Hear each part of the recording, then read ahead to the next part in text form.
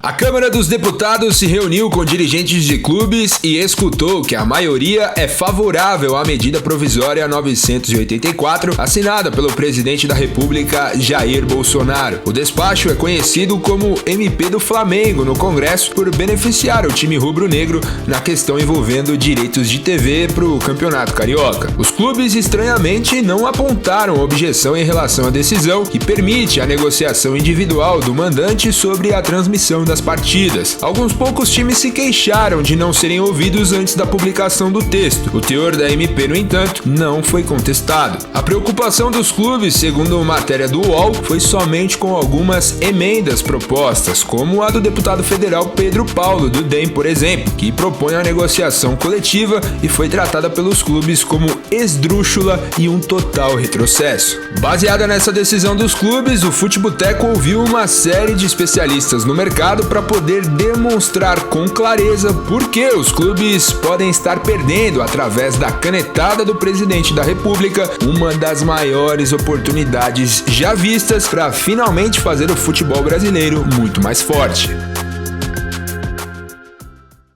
Muito provavelmente os clubes entendam como retrocesso a negociação coletiva, justamente porque isso já foi feito aqui no Brasil por muitos anos. Serviu inclusive de modelo para a Série A italiana, que tomou o formato da negociação brasileira, além, claro, da americana e inglesa como referência para modificarem o seu próprio modelo. E quem fazia isso no Brasil era o Clube dos 13. É importante dizer que o Clube dos 13 estava longe de ser perfeito, mas além de equilibrar muito mais a divisão do dinheiro entre os clubes, ele trazia mais receita proporcionalmente, justamente pela força de poder negociar em nome de todos. O equilíbrio se dava porque os times que mais ganhavam dinheiro faturavam apenas 3 vezes mais do que aqueles que ganhavam menos. Para se ter uma ideia, assim que o Clube dos 13 foi implodido, essa diferença imediatamente aumentou de 1 para 6 entre os que mais arrecadam e os que menos arrecadam. E daí você pode se perguntar, se era tão melhor assim, por que foi implodido? Acredite, essa é uma história que vale a pena ser contada. Em 2009, o Clube dos 13, presidido por Fábio Koff, tinha um grande plano: tirar da mão da Globo a produção de conteúdo do Campeonato Brasileiro. Ou seja, a transmissão do Nacional seria feita pela própria Liga, assim como acontece com a Premier League, a La Liga, a Champions e hoje em dia até com a própria Libertadores da América. Isso fatalmente aumentaria o custo do campeonato, mas era um passo estratégico muito importante, porque sem precisar desembolsar os custos de transmissão, a Globo seria obrigada a repassar uma fatia bem maior para os clubes, além do que o pay-per-view sairia da mão da emissora carioca e passaria a pertencer aos próprios clubes, assim como acontece na NBA, tirando muito capital das mãos da Globo. Em 2010, o Clube dos 13 começou de fato a rachar, principalmente após a eleição entre Fábio Koff e Kleber Leite. Koff decidiu que, se reeleito, a diretoria deveria organizar uma licitação, a exemplo que a UEFA organizava com os seus torneios. Pela primeira vez em muito tempo, não só haveria concorrência, mas os direitos seriam separados por diferentes plataformas: televisão aberta, televisão por assinatura e internet. Vários clubes se insurgiram contra aquela tentativa liderada por Fábio Koff, e na eleição de 2010 para a presidência do Clube dos 13, surgiu um candidato para rivalizar com o dirigente gremista, o empresário Kleber Leite, ex-presidente do Flamengo. Vale dizer que Leite era apoiado por Ricardo Teixeira e por Marcelo Campos Pinto, o homem do Grupo Globo para negociações de direitos. Do lado de Koff estavam clubes como Atlético Mineiro, Atlético Paranaense, São Paulo e Palmeiras. Como votantes de Kleber estavam Corinthians, Santos e Vasco, entre outros. E na votação, em dezembro, Koff foi reeleito após dura disputa. Dos 20 filiados, 12 votaram no presidente em exercício. Com isso, a licitação pelos direitos de TV foi realizada sem a TV Globo, que protestava, e quem triunfou, surpreendentemente, foi a Rede TV. Mas isso não valeu de absolutamente nada, porque no dia 23 de fevereiro de 2011, o Corinthians anunciou que pediria a desfiliação do Clube dos 13 por discordância do processo de licitação liderado pela entidade. Acredita que vai conseguir negociar um contrato de televisão fora do Clube dos 13? Não. Se eu consigo, não, eu tenho certeza disso, é só da vontade. Hoje eu tô praticamente licenciado o Clube dos 13 e avisei o presidente que nos próximos dias eu vou tomar uma decisão e a tendência é sair. Em 25 de março foi a vez do Botafogo se desfiliar. Logo seguiram pela mesma porta de saída Flamengo, Fluminense, Vasco, Coritiba, Cruzeiro, Santos, Sport, Bahia e mesmo os apoiadores de Fábio Koff acabaram sucumbindo. O Clube dos 13 então se implodia. Com o fim do Clube dos 13, os clubes passaram a negociar direta e individualmente com a Globo seus direitos de transmissão num cenário onde ainda era necessária a anuência dos dois clubes, independentemente do mando de jogo, para que uma partida fosse então transmitida. Além do descolamento dos clubes de maior torcida, principalmente Flamengo e Corinthians dos demais, o lucro da Globo acabou aumentando exponencialmente com o novo modelo de vendas, pois individualmente os clubes não têm a mesma força para pleitear maiores valores. Com isso, o grande vencedor desse novo modelo foi justamente a emissora carioca e não os clubes. Flamengo e Corinthians, eles podem até achar que se deram bem, porque a diferença entre o que eles ganham para os outros aumentou muito com o fim do Clube dos 13. Mas a verdade é que negociando coletivamente, embora você tenha um equilíbrio maior, todo mundo ganha mais, eles também, por incrível que pareça, ganhariam muito mais do que ganham hoje se o campeonato fosse vendido ainda coletivamente e não individualmente. Para se ter uma ideia, é como se o futebol fosse um produto próprio da Globo, pois além de produzir todo o conteúdo do campeonato, diferente do que acontece nas principais ligas do mundo, e liderar a audiência em todas as plataformas, lucrando bilhões com patrocínios, ela inibe a concorrência, fazendo com que outras empresas de mídia não se interessem por entrar num mercado tão monopolizado e negociado de forma totalmente fragmentada. Em 2015, o modelo de distribuição de renda estipulado pela Globo já começava a incomodar mais os clubes, que viam o modelo inglês como saída, ou seja, 50% de todo o valor arrecadado sendo distribuído igualitariamente, 25% de acordo com o número de jogos transmitidos na TV e 25% por meritocracia esportiva. E foi esse modelo de distribuição que seduziu muitos clubes quando a poderosa empresa de mídia americana Turner resolveu entrar no mercado brasileiro para disputar os direitos de transmissão. A Turner, contudo, visava apenas o mercado de TV fechada. As negociações começaram naquele ano visando o período entre 2019 e 2024. A Turner conseguiu convencer pelo menos 15 clubes de diferentes divisões a assinar com ela, entre os poderosos Palmeiras, Inter e Santos. E ali surgiu uma inesperada briga para a Globo, e que encheu de esperança os amantes de futebol que já não aguentavam mais o monopólio da emissora carioca. Mas a entrada da Turner gerou um novo impasse. O que seriam dos jogos quando um time da Turner jogasse contra um time da Globo? Sem acordo entre as empresas, esses jogos não puderam ser transmitidos na TV fechada por nenhuma das empresas. O Sport TV passou a transmitir apenas os jogos entre os times da Globo e os canais TNT e Space passaram a transmitir apenas os jogos entre times da Turner, deixando assim um blackout de várias partidas que só poderiam ser exibidas pelo pay-per-view ou pela TV aberta, que são controlados por quem? Sim, pela Globo. Como a Globo detém contrato com a grande maioria dos clubes em várias outras mídias, como televisão aberta e pay-per-view, fica muito fácil minar a Turner, porque a partir do momento que a Turner tem um jogo exclusivo na TV fechada, a Globo vai lá e transmite, pode passar esse jogo aberto para todo mundo ver, minando assim a audiência da rival. Isso sem contar que a Globo tem uma proximidade muito grande na CBF, o que ajuda inclusive na hora de marcar e remarcar jogos, inclusive escolhendo seus respectivos horários que a beneficie. Então fica muito difícil para qualquer rival entrar nessa jogada. A briga foi tão desigual que hoje a Turner pretende deixar esse mercado e romper com os clubes, mesmo após a aprovação da MP 984, que automaticamente dá direito à Turner de transmitir muito mais partidas.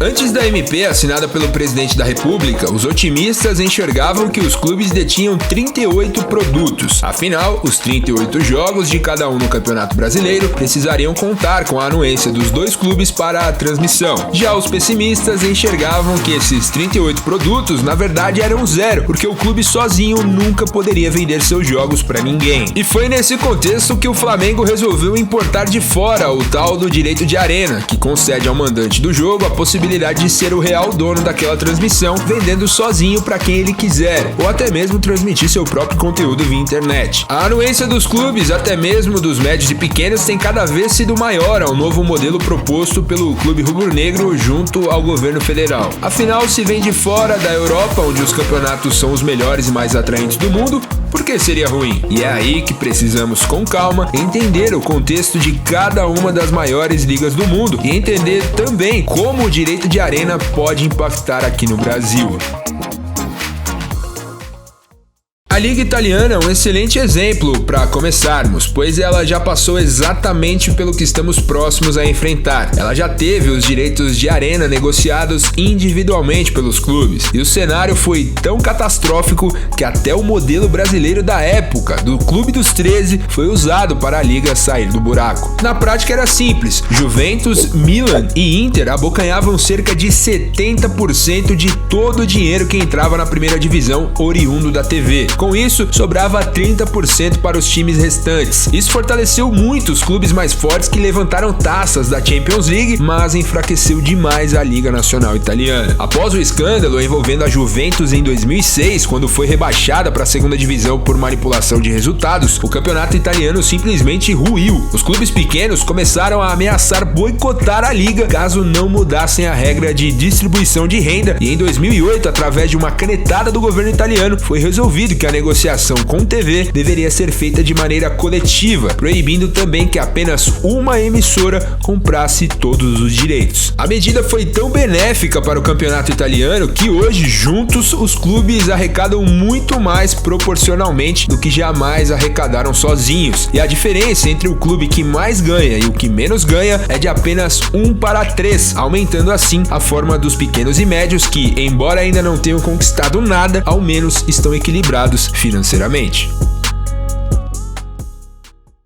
Na Espanha, até 2015, a história era igual ao que estamos próximos de ver no Brasil, caso a MP 984 seja aprovada, ou seja, direitos de arena negociados individualmente. Isso produziu o maior desequilíbrio de distribuição de renda já visto na história do futebol, já que Real Madrid e Barcelona sozinhos abocanhavam incríveis 80% dos direitos de TV de todo o campeonato. Mas aí entrou a união proposta por Espanhol e Sevilha, que naquele ano propuseram deixar a Liga Espanhola caso esse modelo não se alterasse. Ainda por cima, os dois clubes conseguiram mobilizar outros clubes pequenos e médios a entrarem no movimento que ameaçava findar o campeonato espanhol. Caso isso acontecesse, Barcelona e Real Madrid não conseguiriam disputar a Champions League e com isso perderiam muito valor de mercado. Pressionados pela La Liga, Madrid e Barça então não viram outra alternativa senão aceitar um novo modelo de distribuição de receitas. Resultado, em 5 anos, a dupla Madrid e Barcelona arrecadava 15% a mais do que já arrecadava antes, mas agora os pequenos e médios finalmente recebem um dinheiro digno do campeonato que disputam. Na Inglaterra, os direitos sempre foram negociados coletivamente desde o início dos anos 90, quando a Premier League foi criada. A renda, como já dito aqui também, foi sempre distribuída de maneira justa, fazendo com que os clubes médios e menores fossem muito mais fortes que os espanhóis e italianos. Porém, eles enfrentavam um outro fantasma que o brasileiro está acostumado, o monopólio de TV. Na Inglaterra, quem monopolizava a transmissão era a emissora Sky, que é importante dizer que não tem nada a ver com a empresa de TV por assinatura aqui do Brasil. A emissora comprava todos os jogos e transmitia apenas na TV fechada do país, prejudicando assim os torcedores a terem acesso às partidas, e com uma única empresa comprando, o campeonato inglês acabava ganhando muito menos que o campeonato espanhol e italiano, que vendiam para mais do que apenas uma emissora. A União Europeia então entrou na jogada e resolveu investigar a maneira como a Premier League vendia os direitos de TV e chegou à conclusão de seguir o modelo norte-americano, criando 6 pacotes diferentes do campeonato e proibindo, através de uma lei, que uma mesma empresa comprasse todos eles. Foi aí que se criou o conceito do jogo da segunda-feira, o jogo da sexta-feira, que passaram a ser vendidos para diferentes conglomerados de mídia. Isso fez na prática com que a Premier League quintuplicasse o seu faturamento com TV. De 1 bilhão de libras que eles arrecadavam vendendo para uma só emissora, passaram a arrecadar 5 bilhões anuais, e na cotação de hoje representa cerca de quase 38 bilhões de reais por temporada, distribuídos de forma justa para os 20 clubes que disputam a primeira divisão. Sim, é muita grana. Os exemplos europeus mostram que eles já viveram muito do que estamos prestes a vivenciar aqui no Brasil, caso a MP do Bolsonaro / Flamengo seja aprovada na Câmara sem emendas da maneira como foi redigida. Na prática, viveríamos uma mistura do que de pior foi vivido na Espanha e na Itália, onde os clubes negociavam individualmente com a TV, gerando cada vez mais abismos entre os times de maior torcida para os demais. Ou até mesmo o que foi vivido pela Inglaterra, que permitia a negociação com apenas uma emissora, o que monopolizava o mercado e fazia com que os clubes recebessem muito menos do que receberiam se mais empresas entrassem no mercado do futebol. Em todos esses países foi só a política que mudou isso, seja na questão da negociação coletiva, por exemplo, como na Espanha e na Itália, que apenas através de uma canetada do governo que os clubes maiores começaram a negociar seus direitos de TV coletivamente, pensando também no equilíbrio do campeonato e nos times pequenos, ou seja, para sair do monopólio, como no caso da Inglaterra, que já negociava coletivamente, mas para sair do monopólio foi preciso também uma canetada governamental, que teve inclusive a União Europeia no meio, não tem outro caminho. Ou seja, a MP 984, que dá o direito de arena, mas não proíbe o monopólio de mídia e nem força com que os clubes se unam, no fim não representa nenhuma mudança significativa, além de beneficiar aqueles que a redigiram, como o próprio Flamengo, distanciando os ganhos dos clubes de maior torcida do país ainda mais dos demais. Uma solução apontada por muitos com a aprovação da MP é que os clubes poderão vender diretamente ao seu próprio torcedor os seus jogos via streaming. O Bahia é um bom exemplo de um clube que começou a se articular nesse sentido. Hoje, por cada um dos seus jogos, o tricolor da Boa Terra consegue arrecadar cerca de 2 a 3 milhões de reais. É muito improvável que o Bahia consiga fazer 2 a 3 milhões de reais com sua transmissão própria, porque ela custa dinheiro para o clube fazer e, além disso, ela vai ter que convencer, o clube vai ter que convencer o torcedor a botar dinheiro nesse jogo. E aí, será que o clube consegue vender 2 milhões de reais? É só a gente ver, nenhum clube tem mais do que 100 mil sócios torcedores que pagam mensalmente o seu valor a ele. Então não existe como você pensar que cada torcedor está disposto a dar 10 reais pelo clube, por jogo. A 40 reais no mês, não existe bolso suficiente para isso. Isso sem contar que o próprio pay-per-view da Globo, que custa muito menos do que já custou um dia, conta apenas com uma base de 2 milhões de assinantes em todo o Brasil. Imagina ainda um serviço via internet num país que apenas metade da população tem acesso, além da maioria das cidades não deter infraestrutura para gerar sinal suficiente para o consumo de conteúdo em vídeo em tempo real. Será que não é mais uma vez o clube médio acreditando muito mais do que deveria no seu próprio potencial de venda?